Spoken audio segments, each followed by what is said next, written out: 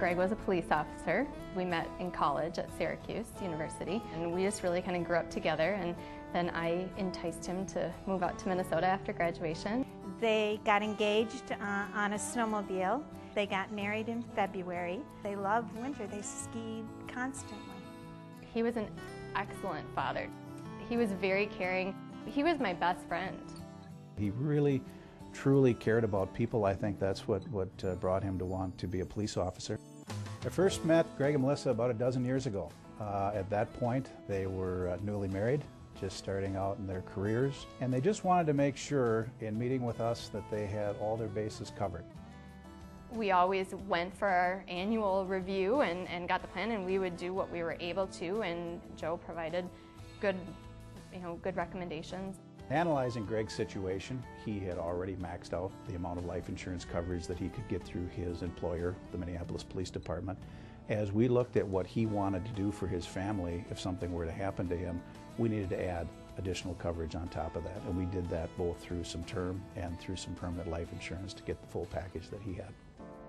He'd been treated for acid reflux for a couple of years. They did some tests and they decided something was wrong with his gallbladder. And so we were waiting for him to get in to go have his gallbladder removed. He was getting better, he was doing well, and then he started not feeling well again. He ended up in the hospital, and they took him in to do this upper endoscopy. And I remember he was like kind of coming to, and he's like, "It's really bad. I've got cancer, it's really bad." I'm like, "What are you talking about? You don't have cancer? Like, what do you mean it's really bad?" And the doctor came in and he said, "I'm sorry."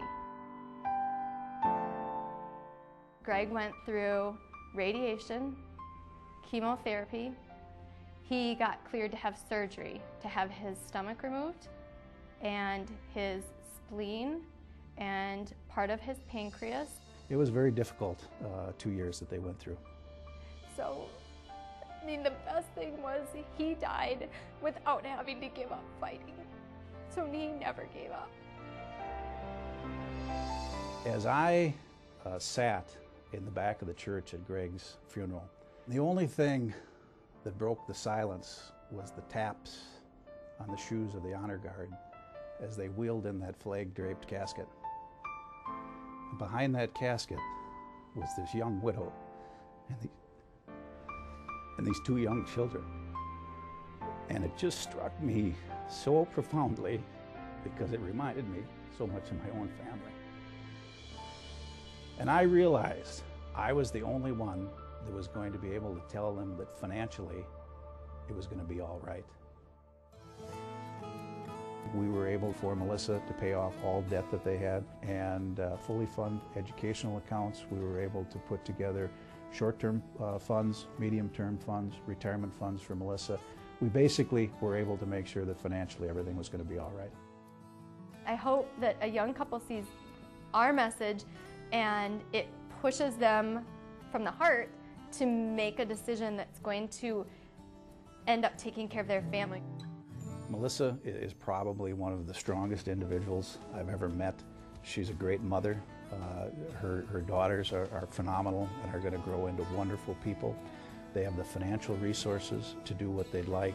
They have that support network that helped them through the illness and have helped them through Greg's death.